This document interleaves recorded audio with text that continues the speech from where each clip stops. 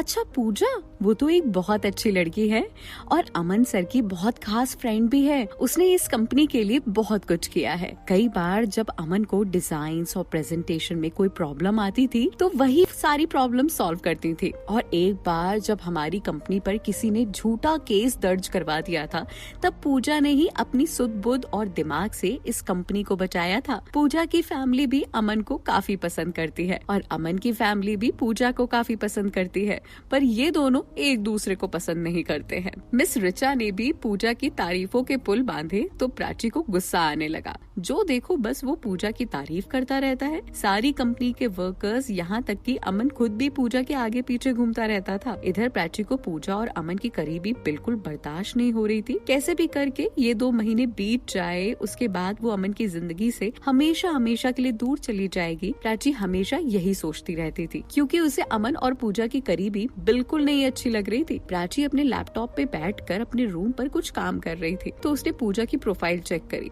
पूजा की प्रोफाइल पर करीब 1 साल पहले की अमन के साथ कुछ तस्वीरें डली हुई थी। ये देखकर प्राची और चिढ़ गई। अब तो उसके लिए अमन का चेहरा देखना भी मुश्किल होता जा रहा था।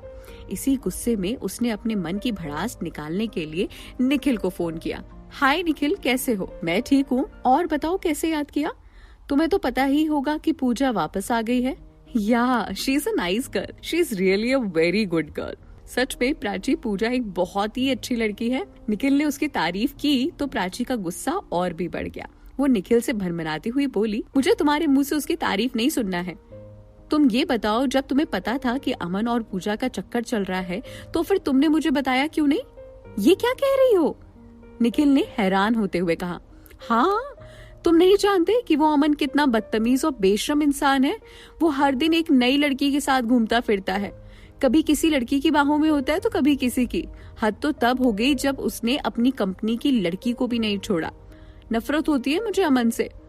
प्राची ने अपनी भड़ास निकालते हुए कहा तो निखिल को प्राची की बात सुनकर बहुत गुस्सा आया और वो चिल्लाते हुए बोला, पागल हो गई हो क्या? तुम कुछ भी बोले जा रही हो। तुम जिस इंसान के बारे में इतना सब कुछ सोच रही हो ना, वो सच में तुमसे बहुत प्यार करता है। और उस इंसान ने जब से तुमसे प्यार करना शुरू किया है ना, तब से वो किसी और के बारे में सोचता तक नहीं है, किसी और की तरफ देखता भी नहीं है। और तुम उसके बारे में इतना सब कुछ गलत बोल रही हो। तुम्हें उससे प्यार नहीं है तो तुम्हें उसके बारे में कुछ कहने का हक भी नहीं है। प्राची को निखिल का गुस्सा देखकर और गुस्सा आ गया। हाँ, मैंने अपनी आंखों से देखा अमन को उस दिन दिव्यांशी की बाहों में बाहें डालकर। किस दिन? क्या कह रही हो तुम? ये कभी नहीं हो सकता। अमन तो दिव्यांशी से बहुत नफरत करता है। झूठ नहीं कह रहे। जब तुम कंपनी नहीं आए थे तब मैंने अमन को दिव्यांशी के साथ में देखा था, कंपनी में अमन सर के केबिन में। ओ माय गॉड प्राची, क्या कह रही हो तुम? जिस दिन मैं कंपनी नहीं आया था उस दिन मैं और अमन एक साथ थे। हम कंपनी के किसी इम्पोर्टेंट काम के सिलसिले में नोएडा गए थे, तो तुम अमन को वहाँ कैसे देख सकती हो? निखिल की बात सुनकर प्राची हैरत में पड़ गई कि निखिल क्या कह रहा है। उस दिन तो प्राची ने अमन के केबिन में दिव्यांशी के साथ किसी लड़के को देखा था। तुम जिस दिव्यांशी की बात कर रही हो ना, वो खुद भी अमन के पीछे पड़ी हुई है। वो अमन उसे पसंद नहीं करता है। प्राची अभी सोच रही थी कि निखिल ने अपनी बात कंप्लीट करते हुए कहा, चलो ठीक है। ये कहकर प्राची ने फोन काट दिया और खड़ी खड़ी सोचने लगी कि निखिल सच में क्या कह रहा है। जो उसने अपनी आंखों से देखा वो सारी चीजों को याद किया तो उसे याद आया कि दिव्यांशी जिस लड़के के साथ केबिन में थी उसका तो प्राची ने चेहरा भी नहीं देखा था। तो फिर ये मानने से वो कैसे तैयार हो गई कि वो अमन ही था?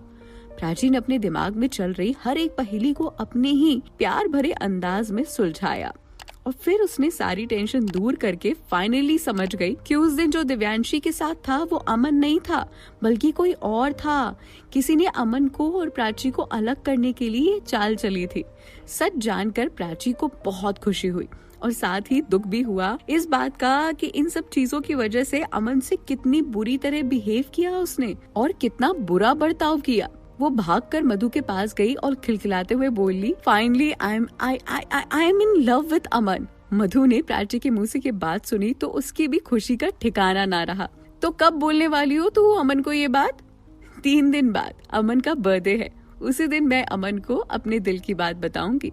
एक तरफ जहां प्राची की गलतफहमी दूर हो गई थी, वहीं दूसरी तरफ अमन की गलतफहमी शुरू हो गई थी। दिव्यांशी को अब प्राची का जाल में फंसना मुश्किल लग रहा था। इसीलिए उसने अब अमन को जाल में फंसाना ज्यादा सही समझा। और जिस दिन प्राची और आरव एक साथ मधु की शादी की शॉपिंग करवाने गए थे, उस दिन दिव्यांशी ने जानबूझकर छुपकर प्राची और आरव की अश्लील तस्वीरें ले ली। वो तस्वीरें ऐसी थी जिसे देखकर कोई भी ये समझ जाएगा कि दोनों के बीच में कुछ ना कुछ चक्कर है। उस दिन अमन पूजा के साथ बैठकर अपने केबिन में काम कर रहा था, तो दिव्यांशी ने अननोन नंबर से वो सारी तस्वीरें अमन को व्हाट्सएप कर दी। अमन के मोबाइल पर जैसे ही मैसेज की टोन बजी, उसने झट से अपना फोन उठाकर चेक किया तो उसे प्राची और आरव की तस्वीरें देखने को मिली। ये तस्वीरें देखकर वो हैरान हो गया। उसे लगने लगा कि प्राची और आरव एक दूसरे को प्यार करते हैं और वो दोनों के बीच आ रहा है। अमन का प्यार इतना सच्चा था कि वो प्राची को खुश देखने के लिए किसी भी हद तक गुजर सकता था। अब आगे क्या होता है